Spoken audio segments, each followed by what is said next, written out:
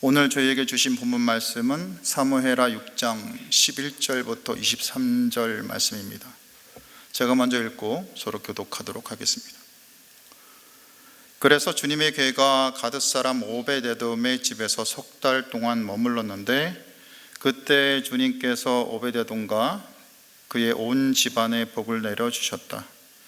누군가가 오벳에돔의 집에 하나님의 괴를 보관하였기 때문에 주님께서 오벳에돔의 집과 그에게 딸린 모든 것에 복을 내려주셨다는 소식을 다윗 왕에게 전하였다.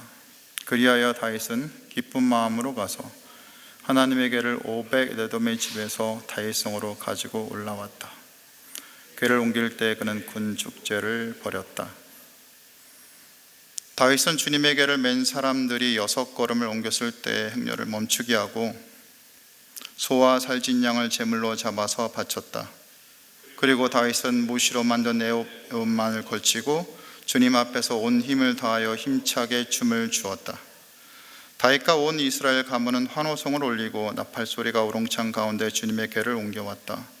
주님의 괴가 다윗성으로 들어올 때 사울의 딸 미갈이 창밖을 내다보다가 다윗 왕이 주님 앞에서 뛰면서 춤을 추는 것을 보고 마음속으로 그를 업신여겼다. 그들이 주님의 괴를 들어다가 다윗이 괴를 두려고 쳐놓은 장막 안 제자리에 옮겨 놓았을 때 다윗이 주님 앞에 번제와 화목제를 드렸다. 다윗은 번제와 화목제를 드리고 나서 만군의 주님의 이름으로 백성에게 복을 빌어주고 그곳에 모인 온 이스라엘 백성에게 남녀를 가리지 않고 각 사람에게 빵 한 덩이와 고기 한 점과 건포도 과자 한 개씩을 나누어 주었다. 그런 다음에 온 백성이 각각 자기들의 집으로 돌아갔다. 다윗이 자기의 집안 식구들에게 복을 빌어주려고 궁전으로 돌아가니 사울의 딸 미갈이 다윗을 맞으러 나와서 이렇게 말하였다. 오늘 이스라엘의 임금님이 건달패들이 맨살을 드러내고 춤을 추듯이 신하들이 아내가 보는 앞에서 몸을 드러내며 춤을 추셨으니 임금님의 채통이 어떻게 되었겠습니까? 다윗이 미갈에게 대답하였다. 그로써 내가 주님 앞에서 그렇게 춤을 추었소. 주님께서는 그대의 아버지와 그의 온 집안이 있는데도 그들을 마다하시고 나를 뽑으셔서 주님의 백성 이스라엘을 다스리도록 통치자로 세워주셨어. 그러니 나는 주님을 찬양할 수밖에 없어.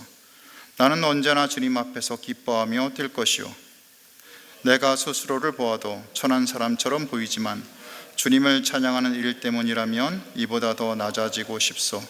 그래도 그대가 말한 그 여자들은 나를 더욱더 존경할 것이요. 같이 있습니다. 이런 일 때문에 사울의 딸 미갈은 죽는 날까지 자식을 낳지 못하였다. 아멘. 베레스 우사, 하나님께서 우사를 찢어 죽이실 때 다윗은 바로 뒤에서 그 처참한 광경을 눈으로 직접 보았습니다. 그리고 하나님의 법궤를 가드 사람 오벳에돔의 집에 보내고 도저히 이해할 수 없는 하나님에게 분노하며 다시 다윗궁으로 돌아왔죠. 그리고 수없이 그 광경을 떠올리며 왜 하나님께서 우사에게 그런 일을 하셨는지, 아니 왜 하나님께서 다윗 자신의 순수한 마음을 받아주지 않으시고 그런 일을 하셨는지 고민하고 또 고민하였을 것입니다. 다윗은 이스라엘 전체의 왕이 되고 나서 이스라엘의 진정한 왕은 하나님이신 것을 온 이스라엘에 알리고 싶었습니다.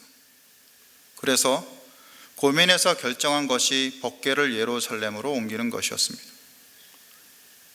이런 다윗의 마음은 시편 132편에 잘 나타납니다. 제가 읽어보겠습니다. 내가 내 집 장막에 들어가지 아니하며 내 침상에도 오르지 아니하며 눈을 붙이고 깊은 잠에 빠지지도 아니할 것이며 눈꺼풀에 얕은 잠도 들지 못하게 하겠습니다. 주님께서 계실 장막을 마련할 때까지, 야곱의 전능하신 분이 계실 곳을 찾아낼 때까지 그렇게 하겠습니다. 사실 법궤는 이스라엘에게서 70년 이상을 떠나 있었습니다. 우리는 흔히 사무엘상 7장 2절에서 괴가 귀한 열왕일에 들어간 날부터 20년 동안 오래 있은 지라라는 구절을 저희가 알고 있죠. 그것을 근거로 법궤가 아비나답의 집에 20년 동안 있었고, 그리고 다윗이 찾으러 갔다고 해석하곤 합니다.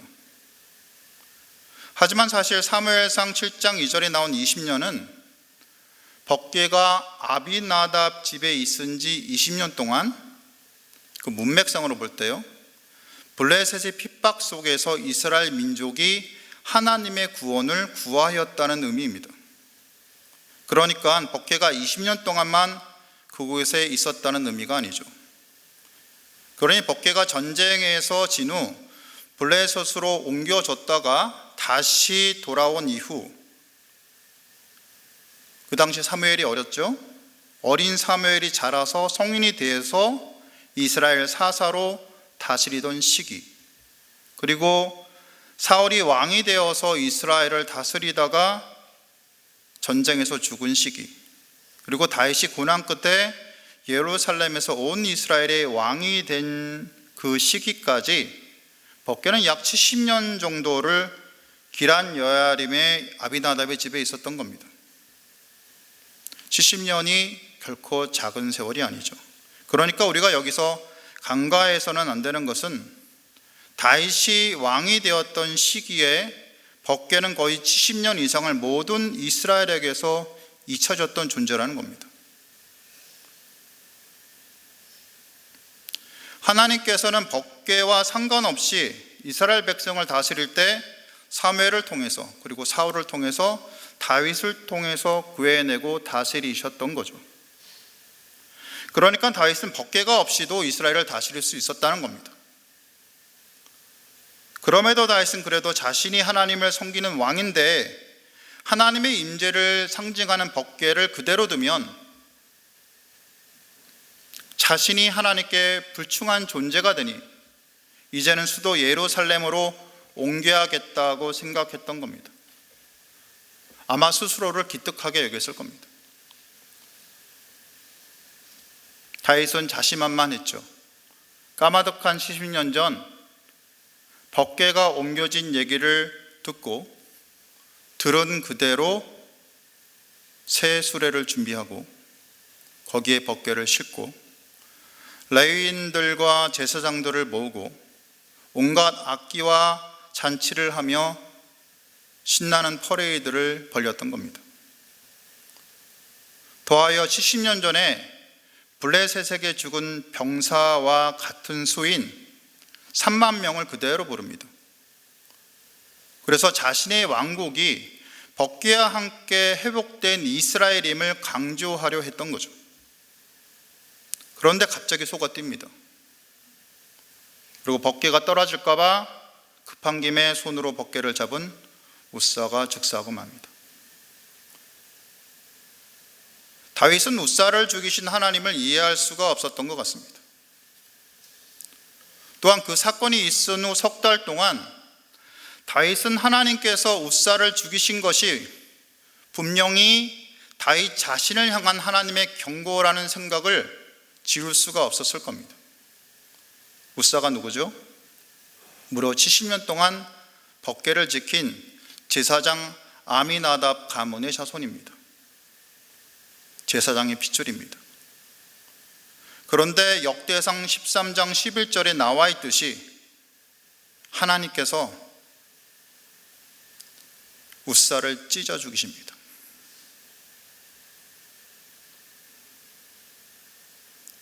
다윗은 찢겨져 죽은 우사를 보고 겁에 질리고 더 이상 아무것도 할 수가 없었습니다. 같이 온 사람들도 다 겁에 질려서 아무것도 할 수가 없었습니다. 단 한 사람 오벳에돔만 자원하여 법궤를 자기 집으로 옮겨갔던 거죠. 오벳에돔이라고 법궤가 더럽지 않았겠습니까? 사람이 찢겨 죽었는데. 하지만 그가 죽음을 두려워하지 않고 법궤를 자신의 집으로 모셨을 때 하나님께서는 그에게 복을 주셨습니다. 얼마나 큰 복을 주셨는지 오늘 본문에 나오는 사무엘하 6장 11절과 12절에 하나님께서 오벳에돔에게 복을 주셨다는 말이 나오고, 역대상 13장 14절에도 복을 주셨다는 말이 나오고, 역대상 26장 5절에도 복을 주셨다는 말이 나옵니다. 성경에 복을 4번 주셨다는 인물은 오벳에돔밖에 없습니다.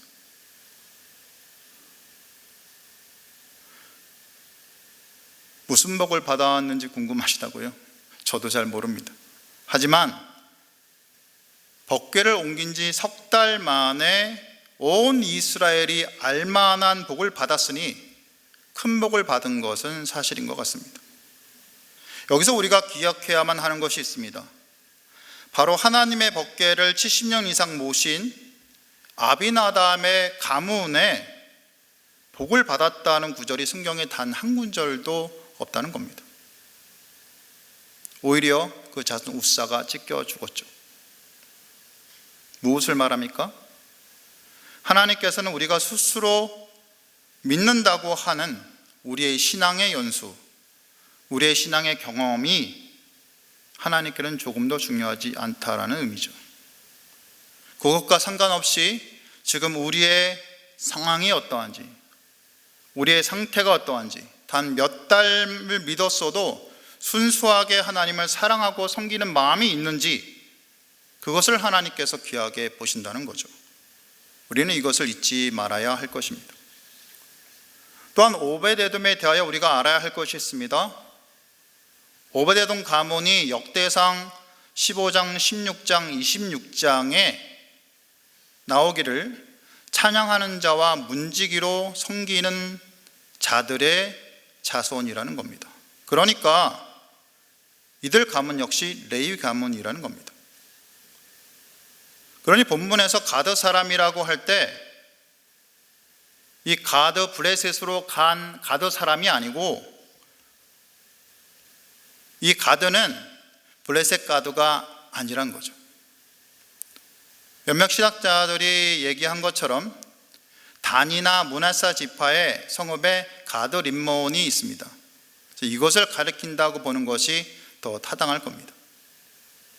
석 달을 고민하면서 다윗은 스스로 순수하다고 여긴 마음으로 법궤를 예루살렘으로 옮기면 하나님이 기뻐하실 것이라고 생각된 것이 잘못됐다라는 것을 알아갑니다. 물론 마음의 저 구석에 법궤가 예루살렘에 있으면 온 이스라엘 백성에게 내가 하나님의 인정받은 것으로 나타나겠지 하는 마음이 조금은 있었겠죠. 하지만 그래도 다윗은 순수했습니다. 하지만 이것이 잘못되었다는 것을 다윗은 알아갔습니다. 무엇이 잘못됐다는 겁니까? 다윗은 아마 이 마음을 가졌던 것 같아요. 내가 왕이 되어서 진의 성도 지어줬고 온 이스라엘의 왕이 되었으니 그래도 하나님을 위해서 뭔가 해야 되지 않겠어? 그래, 법궤를 옮겨야겠다. 하나님을 위한 것이니 굳이 하나님께 묻지 않아도 하나님 기뻐하시겠지. 어찌할까? 그래, 70년 전 블레셋의 법궤를 빼앗긴 그대로 다시 이스라엘로 돌아오는 퍼포먼스를 하면 좋겠네. 당시에 죽은 수가 살아 돌아온 것처럼 군사 300명을 불어서 뒤에 서게 하고, 당시 법궤를 실어 오던 것처럼 새 수레를 준비하고 악기를 연주하고 잔치를 열면 될 거야.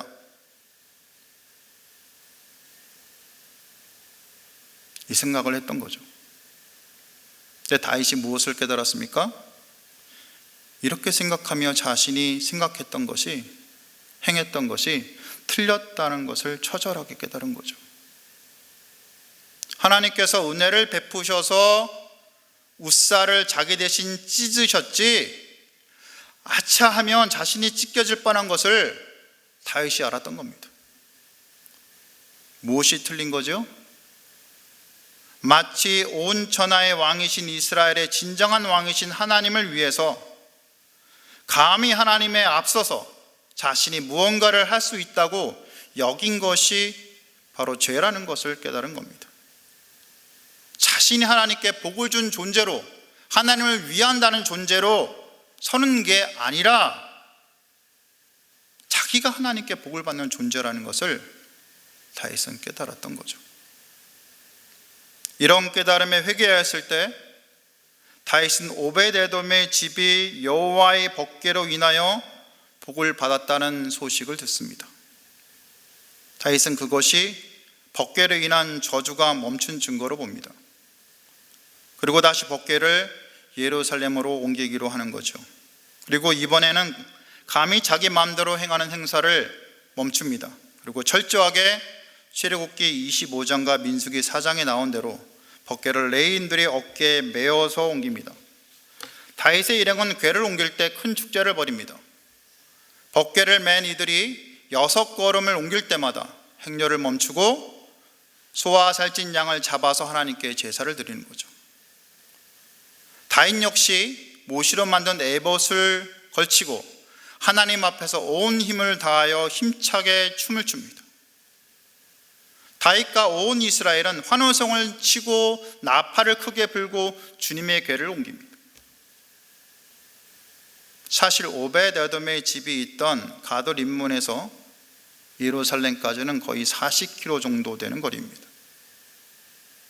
이 거리를 6걸음마다 제사를 드리고 다윗은 처음부터 끝까지 온 힘을 다해 춤을 춘 거죠. 여러분 상상을 해보십시오. 법궤를 맨 제사장이 필두해서 수많은 사람들의 행렬이 이어지는데 끊임없이 제사를 드리고 끊임없이 춤을 춥니다. 그리고요, 왕이 춤을 추는데 다른 신하들은 어찌할까요? 보고만 있을까요? 지들은 구경만 해도 될까요? 아니죠. 같이 췄겠죠. 장관이 벌어지는 겁니다. 다윗은 춤을 춥니다. 지쳐서 더 이상 춤을 추지 못할 것 같아도 춤을 춥니다. 내가 왕이 되어서 지금까지 나와 함께 하신 하나님, 내가 목동으로 있을 때 사자와 곰하고 싸워서 이기게 하신 하나님, 내가 문맷돌로 거인 골리앗을 이기게 하신 하나님, 내가 사울에 쫓길 때 나를 보호하신 하나님, 정말 내가 힘들 때, 내가 달려가야 될 때, 도망쳐야 될 때, 사랑해야 될 때, 주님을 찾을 때 내게 응답하시고 나와 함께 하신 하나님을 기억하면서 감사하고 춤을 췄던 겁니다. 신학자 유진 피터슨은 이렇게 얘기합니다. 다윗은 춤을 출 때 하나님의 사랑으로 가득했다. 충만을 누렸다. 자아에 대한 집착을 완전히 버릴 수 있었다. 다윗은 하나님을 자유롭게 경배하였고 왕이라는 거추장스러운 신분을 잊어버리고 하나님의 진정한 임재를 누리며 형식으로서의 법궤가 아닌 진정한 하나님의 임재를 누리는 자가 된 겁니다. 그는 모든 거추장스러운 것을 버리고 그저 하나님을 경배하고 살아계신 하나님을 누리는 거죠. 그분의 생명에 다가가며 그분의 생각하며 충만한 감사를 누립니다. 다윗은 그 이전에서 지금으로 완전히 회복되어집니다. 다윗의 이 모습이 우리가 진정 추구해야 될 예배의 모형일 것입니다. 하나님의 임재 가운데 모든 거추장스러운 것을 벗어버리고 살아계신 하나님을 누리고 그분의 생명에 다가가는 예배 말입니다. 그러니 우리는 미갈처럼 방관자가 되지 말아야 됩니다. 방관자 미갈은 창밖을 내다보다가 다윗이 춤추는 것을 봅니다. 그리고 자기 자신의 가치로 그를 업신여기죠. 그리고 모든 행사를 마치고 가족에게 복을 빌어주려고 온 다윗을 향해 이렇게 얘기합니다. 오늘 이스라엘의 임금님이 건달패들이 맨살을 드러내고 춤을 추듯이 신하들이 아내가 보는 앞에서 몸을 드러내며 춤을 추셨으니 임금님의 채통이 어떻게 되겠습니까? 이렇게 비난을 하며 자신의 삐뚤어진 가치관을 드러내는 거죠. 여러분, 미갈이 본 것은 무엇이고 미갈이 보지 못한 것은 무엇입니까? 미갈은 왕인 다윗의 옷이 벗겨져서 몸을 드러낸 것을 보았죠.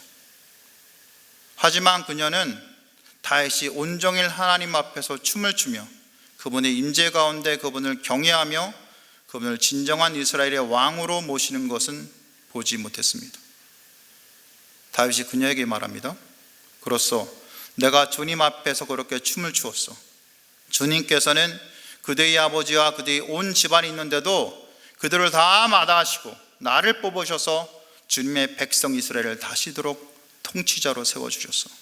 그러니 나는 주님을 찬양할 수밖에 없어. 나는 언제나 주님 앞에서 기뻐하며 뛸 거요. 내가 스스로 보아도 천한 사람처럼 보이지만 주님을 찬양하는 일 때문이라면 이보다 더 낮아도 상관없어. 불쌍하게도 미갈은 마음의 눈이 닫혀 있었습니다. 그래서 주님 앞에서 작아지고 가루가 되어서 그 형체마저 없어진 자기 남편 다윗을 조금도 알아볼 수 없었던 거죠. 결론 짓습니다. 복음을 전하다가 어느 날 실종되어 사라진 사실상 순교한 인도의 위대한 전도자가 있습니다. 그 이름은 사도 순다르 싱인데 그가 실종되기 전 이런 얘기를 했습니다. 내가 지옥에 대한 두려움 때문에 주님을 예배한다면 차라리 그 속에 던져지기를, 내가 천국을 얻기 위한 욕망 때문에 주님을 섬긴다면 하나님께서 나를 내쫓으시기를, 그러나 오직 주님을 사랑하기에 예배한다면 주님은 내게 당신을 보여주실 것이고 내 가슴은 그분의 사랑과 임재로 가득 찰 것입니다. 여러분, 왜 하나님을 예배하십니까?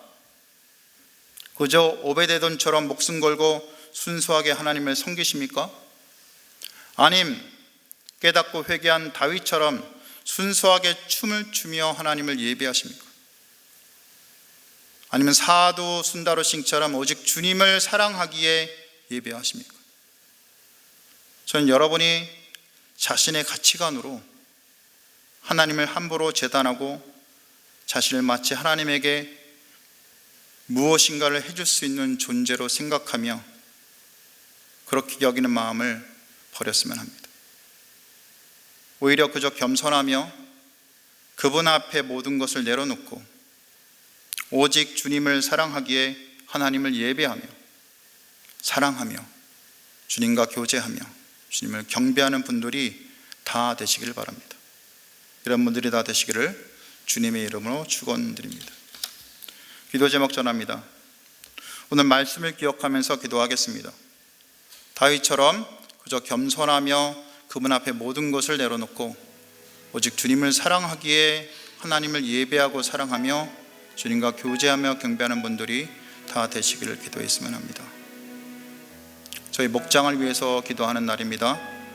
목장 모임이 성령 안에서 회복이 일어나도록 주님의 도우심으로 목장이 바르게 세워지도록 기도해 주시기 바랍니다. 마지막으로 열방과 선교사님들을 위해서, 그리고 힘든 처지의 노인분들이 생각나면 그분들을 위해서 주일 예배와 예수 영적 모임을 위해서 기도하신 후에 개인 기도하시면 되겠습니다. 기도하시겠습니다.